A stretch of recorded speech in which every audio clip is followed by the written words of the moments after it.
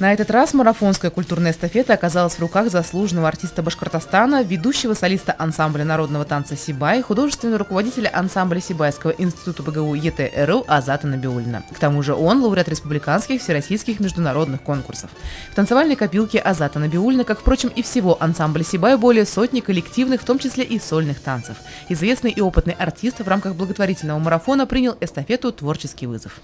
Эстафету я принял от Ибрагимова Дамира, ансамбль танца «Мирас», ансамбль песни и пляски «Мирас». К сожалению, в наше время многим известно, что далеко не все работники культуры живут в достатке.